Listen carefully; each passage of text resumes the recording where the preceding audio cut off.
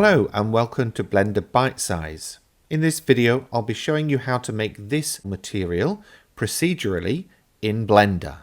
Feeling lazy? You can support this channel and skip the hard work by grabbing the blend file for this material from Gumroad for just £1. Feeling flush? Feel free to throw some of that coin my way using the coffee link in the description below the video.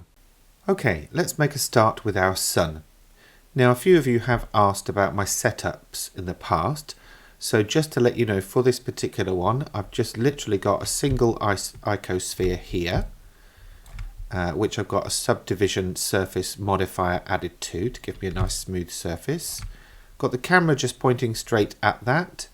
I have currently got 3 lights, but because we're going to create an emission shader for the sun, I don't need it. And then I've just got this basic plain background. I have also applied a cone cylinder around it just to bounce lights off, but that's not really important.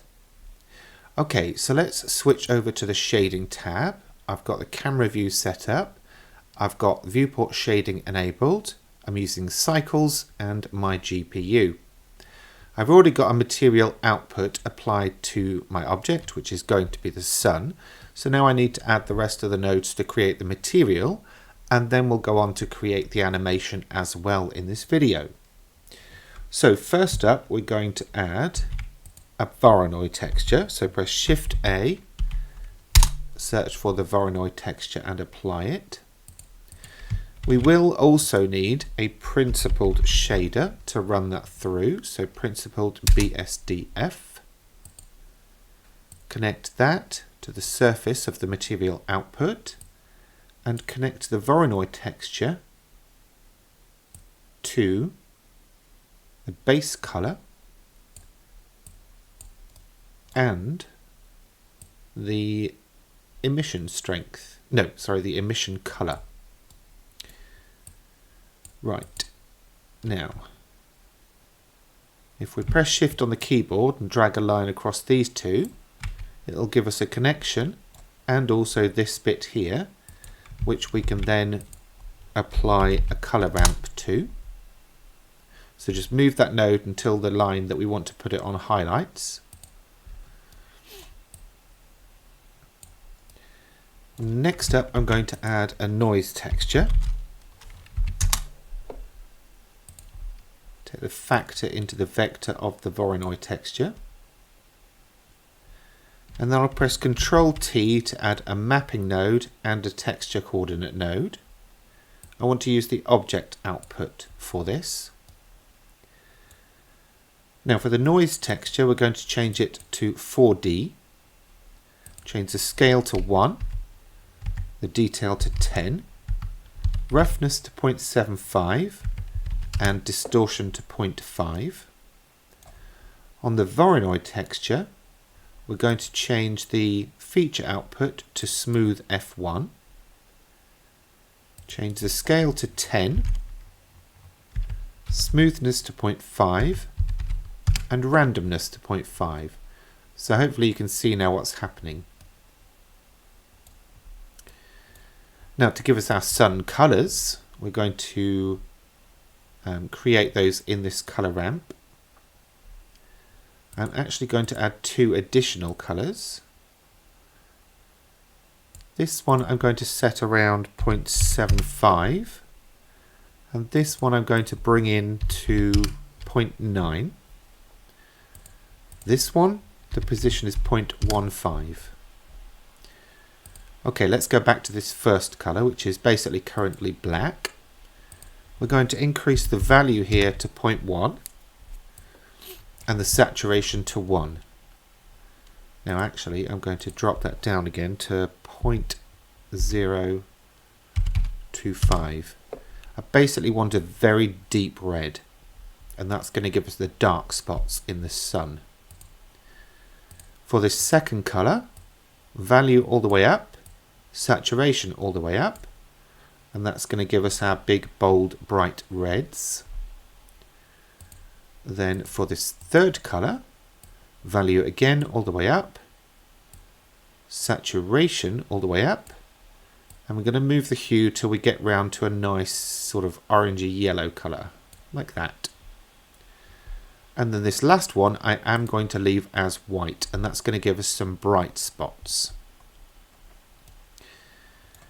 Now, some changes to the principled shader. In fact, I think only one change, and I'm going to put the emission strength up to 5.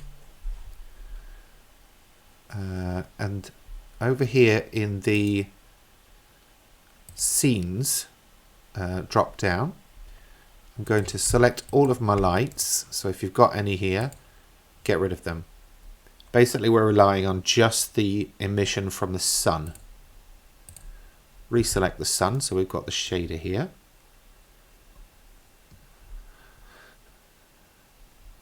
Now, we need to do a couple of other things.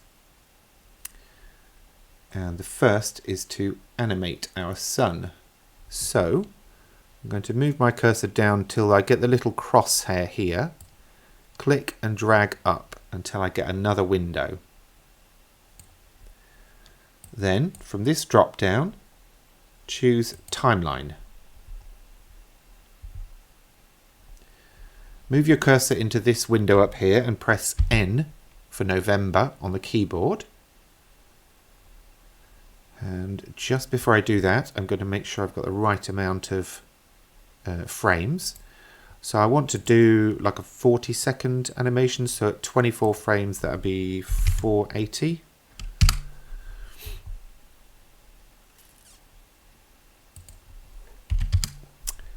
So starting at frame 1, we move our cursor to where it's got rotation on the Z value and press I for information on our keyboard to set that as 0. Then press Shift and the right arrow key on your keyboard to get all the way to the other end. So that's frame 480. Then go on 1 to 481. Let me zoom out on this so you can see. Go up here to the Z value again on the rotation. Type 360 and press Enter. And then press I on the keyboard again. And that will set the keyframes for that. Now select all of those keyframes and then right click, go to interpolation mode and choose linear. Now if I come back to the beginning and press the space bar, you'll see this rotate.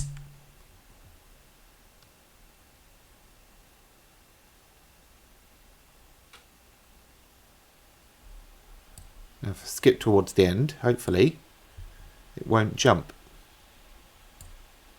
See? Seamless. Now what I want to do is animate this procedural texture as well. And that's why I gave the noise texture the 4D on the dimensions drop down. Because now we have this W value to play with. So what I'm going to do is come here, move my cursor over it and press I on the keyboard to put the keyframe in. Then I'm going to go to frame 241. In fact, I can just type it in here. That'll be easier. Go to the W value, type point. In fact, actually, I'm going to go slightly less this time, 0.25. And then again, move the cursor over and press I. And then go to the last frame, +1. And reset this by clicking in it and typing 0. And I. So now if we start our animation, the sun should rotate and the texture should animate as well.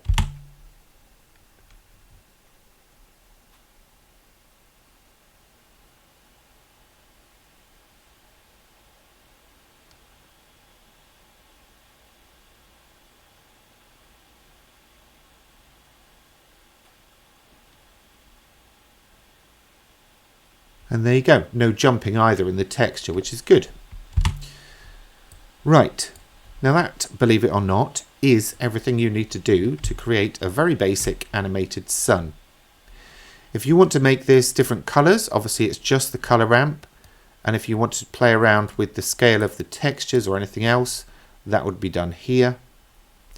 and obviously you can change things on the principled shader if you want to try out various different things, including increasing the emission strength even more. That, my friend, is up to you. Now, to get that out as an animation, we are going to do a couple of things over on this side. In performance and memory, I've turned off use tiling, so it's going to basically render the whole frame at once. And then in output properties, where we've got output, select the folder you want to save the animation to.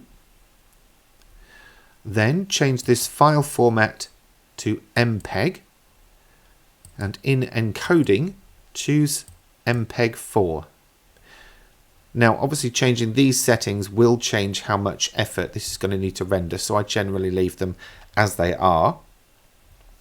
And of course, the amount of samples you use is going to again affect the final output. I'm using a very low 256 at the moment. You can obviously increase that if you have the processing power. I'm not going to render out the animation here. I will drop in the animation that I put at the start of this video. But just to show you what this looks like, I'll just render a still image of this frame.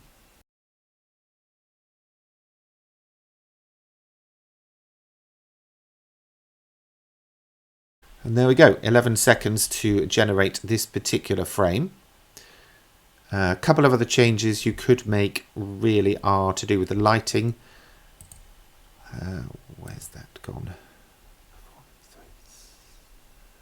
That's up here, light paths. You can obviously change some of these just to really change what comes out. Just keep rendering out the individual image with different settings to see how long it will take to render each frame, and you can then roughly estimate how long the entire animation is going to take. My 40-second one took about just under an hour to render out fully. So there you go. I hope you've enjoyed this video. Please remember to give it a thumbs up, and of course subscribe for future content. Do let all your friends know about the channel if they haven't already heard of me. And of course, please do plunder through the archive in the playlists for the materials. There's plenty going on there now. I think I've got about 80 videos or something. And of course, if you have any questions or comments, please feel free to leave those below the video. In the meantime, thanks for watching.